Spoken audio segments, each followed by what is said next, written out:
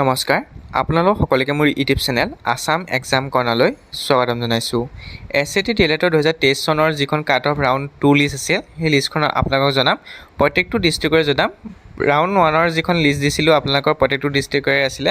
বহুতে কমেণ্ট কৰিছিলে যে কিছুমান ডিষ্ট্ৰিক্টত নাই বুলি। মই প্ৰত্যেকটো ডিষ্ট্ৰিক্টৰে দিছোঁ।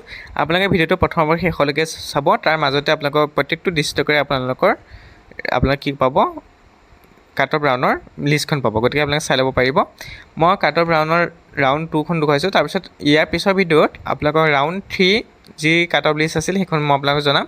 গতিকে আপোনালোকে চাব পাৰে কাট অফ ৰাউণ্ড 2ত কেনেকৈ আপোনালোকৰ দিয়া হৈছিলে। আৰু ৰাউণ্ড 1ৰ ইতিমধ্যে মই ভিডিঅ'টো দিলোঁ, যিসকলে চোৱা নাই চাব পাৰে। ডায়েট বৰপেটাত আপোনালোকৰ 53 কাট অফ মাৰ্ক আছিলে ৰাউণ্ড 2ত, তেনেকৈ চাব পাৰে। বঙাইগাঁৱত আপোনালোকৰ 60, ৰাউণ্ড 2ত 60লৈকে আছিলে। 60 পিছৰ পৰা দিয়া হ'ব বঙাইগাঁৱত। তাৰপিছত নৰ্মেল স্কুলত 59, 55 ST প্লেনৰ, SC 53, EWSৰ 53 তেনেকৈ দিয়া হ'ব। ৰেংক কিমানলৈকে দিয়া হৈছে আপোনালোকে চাব পাৰে, ৰেংকটো তলত উল্লেখ কৰি দিছে। তাৰপিছত আহিলে আপোনালোকৰ কাছাৰ ডিষ্ট্ৰিক্ট। কাছাৰ ডিষ্ট্ৰিক্টত 2খন কলেজ আছে, 2খনেই গভট হয়। ৰেংক 25, 23, 7, 10 এনেকৈ 10লৈকে দিয়া হৈছে। ইয়াৰ পিছত আপোনালোকৰ যি পিছৰ ধৰি লওক এতিয়া 52.50লৈকে এডমিশ্যন দিয়া হ'ল, 52.50 পিছৰখিনিক আপোনালোকক দিয়া হ'ব, এডমিশ্যন দিয়া হ'ব।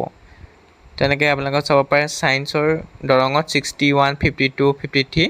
আপোনালোকে যি DLED এক্সাম আছে তাত 100ৰ ভিতৰত মিনিমাম 50 মান মাৰ্কছ পাবই লাগিব। তেতিয়া আপোনালোকৰ ছিট পোৱাটো অলপ সহজ হৈ পৰিব। মানে এটা কনফিডেঞ্চ থাকিব আপুনি যে ছিট পাব বুলি আশা এটা কৰিব পাৰে। কিন্তু আপোনালোকে 20-30 পালে আপোনালোকৰ ছিট পোৱাটো ইমান সহজ নহ'ব। গতিকে আপোনালোকে এণ্ট্ৰেঞ্চ এক্সামটো ভালকৈ দিব, যাতে 100ৰ ভিতৰত 50-40 মান আপোনালোকে মাৰ্কছ পায়। যিহেতু আপোনাৰ নিগেটিভ মাৰ্কিং আছে, গতিকে আপোনালোকে ভালদৰে চাই ল'ব, কাৰণ শুদ্ধ হৈ যাব পাৰে। কাৰণ নিগেটিভ মাৰ্কৰ 0.25 নিগেটিভ মাৰ্কিং আছে, কাটি লৈ যাব আপোনালোকৰ।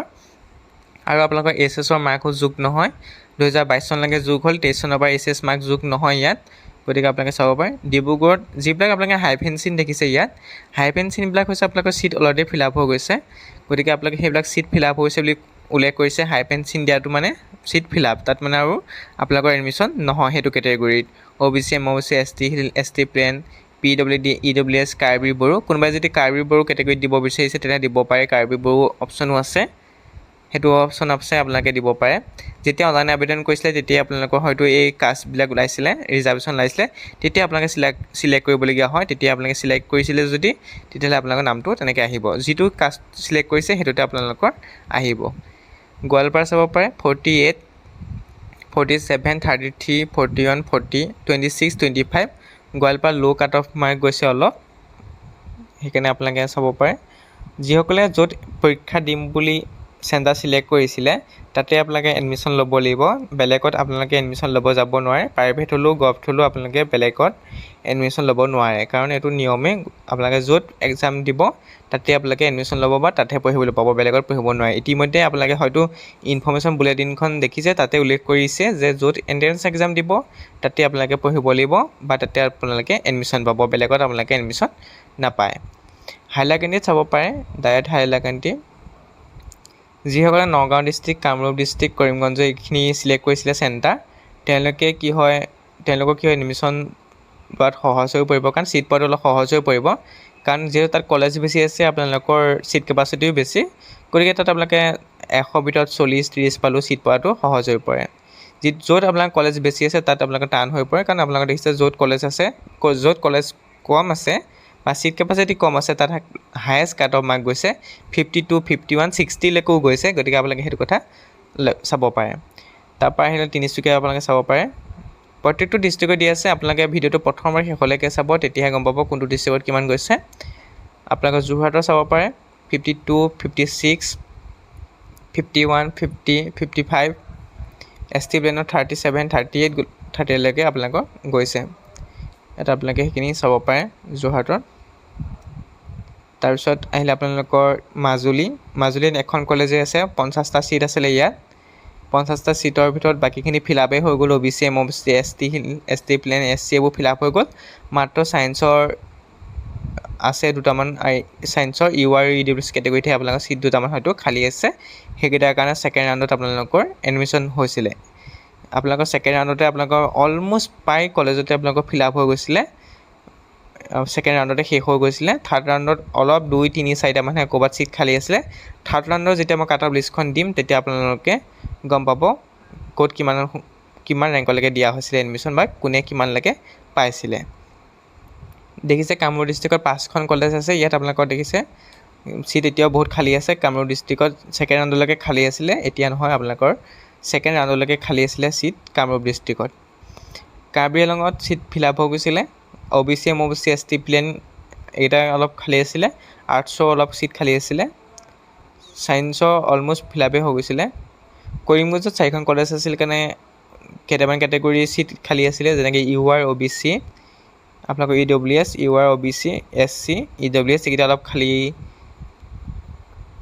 ছিট আছিলে কাৰণে আপোনালোকৰ ছেকেণ্ড ৰাউণ্ডতো আপোনাৰ কাট অফ ৰাউণ্ডখনত কোৱা হৈছিলে যে কাট অফ ৰাউণ্ডটো পাব্লিছ কৰা হৈছে যে ইয়াৰ পিছৰখিনি ষ্টুডেণ্টে এডমিশ্যন ল'ব পাৰিব বা চিলেকশ্যন কৰা হ'ব। যোৱা বছৰ আপোনালোকৰ ৰাউণ্ড 3টাহে পাব্লিছ কৰা হ'ল।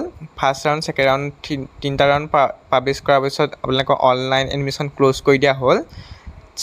3টা নে 4টা প্ৰক্ৰিয়া সমাপ্ত কৰাৰ পিছত আপোনালোকৰ স্পৰ্ট এডমিশ্যন হৈছিলে। স্পৰ্ট এডমিশ্যনত য'ত খালী আছিলে চিটিবিলাক তাত আপোনালোকে স্পৰ্ট এডমিশ্যন ল'ব পাৰিব। বুলিও তেনেকুৱা হ'ব চাগে। কিন্তু 2022 চনৰ 7টা ৰাউণ্ড চলিছিলে। 22 চনৰ 7টামান ৰাউণ্ড চলিছিলে। 7টামান ৰাউণ্ডৰ পিছতহে স্পৰ্ট এডমিশ্যন হৈছিলে। কিন্তু 2023 চনত আপোনালোকৰ 3টা ৰাউণ্ডৰ পিছতে স্পৰ্ট এডমিশ্যন হৈছিলে। তাৰপিছত আপোনালোকৰ য'ত খালী আছিলে সেইবিলাকৰ কাৰণে স্পৰ্ট এডমিশ্যন হৈ গৈছিলে। গতিকে বুলিও চাগে আপোনালোকৰ 3টামান বা 4টা ৰাউণ্ডহে চলিব। তাৰপিছত আপোনালোকৰ স্পৰ্ট এডমিশ্যন হ'ব। য'ত ছিট খালী থাকিব তাত আপোনালোকে ডাইৰেক্ট গৈ পেলাই কলেজবিলাকত এডমিশ্যন ল'ব পাৰিব।